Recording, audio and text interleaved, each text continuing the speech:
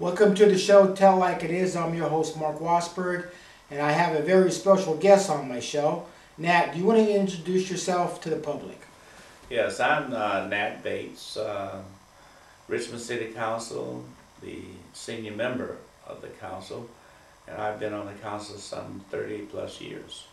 We know for a fact that there's been a lot of bickering and arguing at the city council meetings. There's 5-2 votes all the time. It seems like you and Corky is always outnumbered when it comes to the votes. You want to talk about that for a little bit? Well, it's probably the most frustrating. It's the most dysfunctional city council that I've served on during my career. And it's basically gamesmanship and power plays.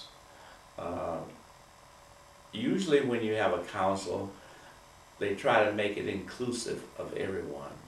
Right. But unfortunately, this council, they can care less about making a unanimous vote. As long as they got their 4 votes, they intend to do exactly what they want to do. Whether the community support them, Right. Whether they have a unanimous consent of the council. How the people feel about it. They just want to do what they want to do. That's the impression I get when I go to the city council meetings. It's always for them. It's these people are making decisions that's going to benefit them, not the people in Richmond. Well, it's headed by the mayor, along with Marilyn Langlois, who is a candidate for the council. And of course, Tom Budd. He claims he's not a member of the so-called Progressive Alliance, but he certainly identifies with them. Right. And of course, you got Richmond. And as you know, I've renamed them from Progressive Alliance to Plantation Alliance. Correct, that's right. Because they have an attitude, plantation-wise, whereby they always know what's best for everyone else without including them in the discussion of the policy making. Employment is a big factor in election time. We all know that. Now, I know back in the day when you could drop out of high school or graduate from high school that you will have a job. There was factory work everywhere, and that's why I stayed in Richmond majority of my life. Good paying jobs. As a council member for the last 30 years, you have pushed time and time again for better paying jobs. So this time around, how would it be better? Well, I'm working directly with the port, which I think is one of the great opportunities because with auto warehousing, we're bringing in automobiles throughout from China, right. Not from China at least, but from Japan, the Honda, and the Subaru. Is the soda tax. We know that Richmond, California was the only one to introduce a soda tax. And it's been nationwide. Now, would you like to talk about that? Well, that was brought again by our plantation folks with the Richmond Progressive Alliance, who feels as though they have the knowledge and they know what's best for everyone. Interesting enough, the Richmond Progressive Alliance have not one African American on their board of directors, but they can sit in judgment and tell us what is best for our community. That soda tax is going to hurt the African American community and the minority community or the low income community, right. Because it's going to force individuals to not buy soda here in the city of Richmond. They'll go to El Cerrito, San Pablo, and they'll take that money, and while they're in El Cerrito, San Pablo, they'll probably do their entire grocery purchasing. It's really going to hurt the local businesses. Well, we know for a fact if you took all the sodas off the shelves right now, you will still have obesity. You got Hostess Twinkies, you got the pies, you got the cakes, you got the chips. And this is why I went in front of the city council, and I was the first one to demonstrate that if you took all the sodas off the shelves, you will still have obesity. It wouldn't even put it dead. Obesity is a national problem, and it's a problem of educating our community in good eating habits, fruit and vegetables, and also exercising.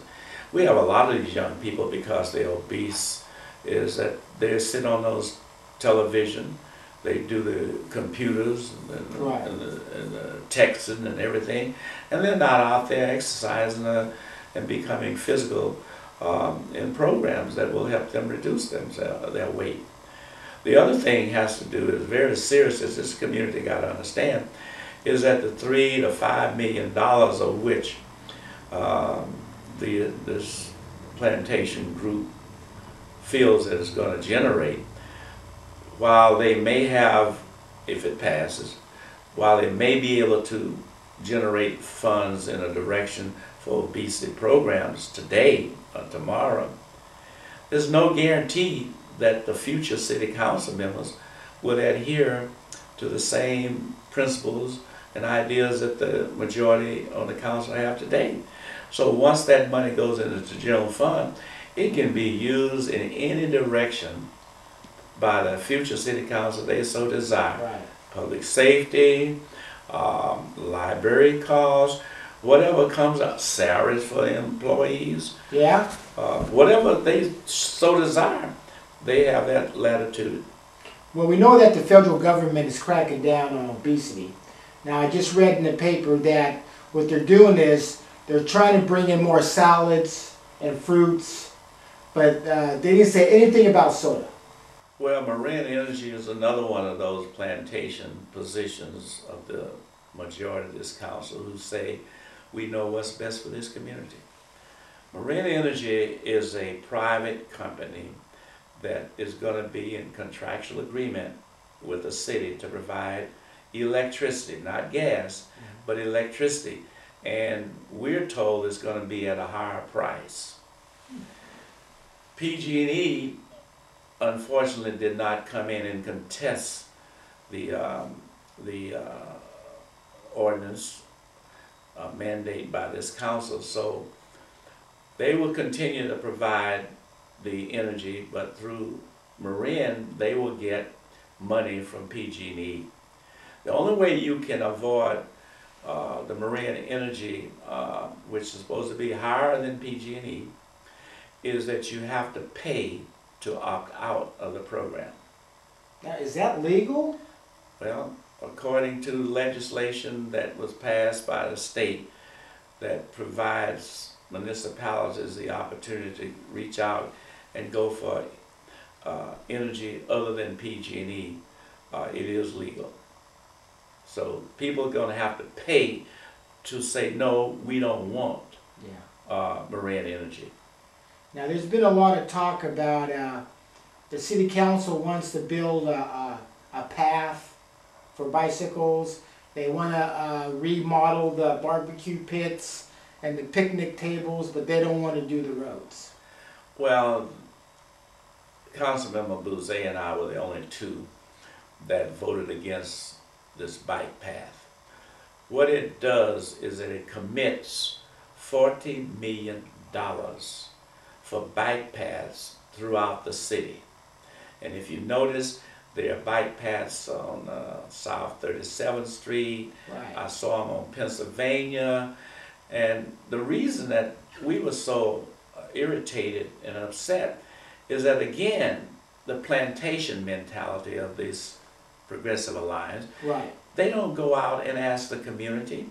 Right. They don't try to get input to say, is this something that you want? And more important, there's less than 2% of bicycle users in the city of Richmond. And we're devoting $40 million for bike trails when we have streets all over the city that is in disrepair, potholes. Right. Well, to me, when you have almost 100% of the population using the streets, that's where your emphasis should be, to clean up those streets and repair them, not for bikes. Only time you generally see bicycle is maybe a few on the weekend. Right. Now they've taken up a complete lane. So where you used to have, say, a 4-lane, now you only got a 2-lane. Right. It's hazardous. someone luckily haven't gotten hit by a car.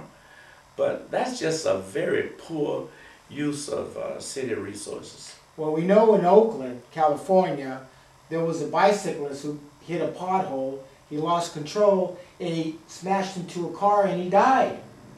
Yeah. Well, we got potholes all over this city. And that lawsuit is almost indefensible because, as I understand it, they notified the city about the potholes, and they said, oh yeah, we'll get to it when we get to it. And then this young man, unfortunately, got killed, and there's a lawsuit that is nowhere in the world the city can possibly win that. And I hope that we don't have that kind of situation. But our priorities are completely out of balance. Things that we should be doing, we're not doing. A case in point is that we have consultants who sit in the council chambers hour after hour waiting to be heard. And we're dealing with all kinds of Mickey Mouse things before we get to the real purpose of our existence as a city council. Our job primarily is to take care of city business professionally, as rapidly as we can. But we get all these Mickey Mouse ideas, the flotilla, the Gaza Strip, and the Palestinians. We just recently we were discussing whether you can have a pet as an owner or a guardian.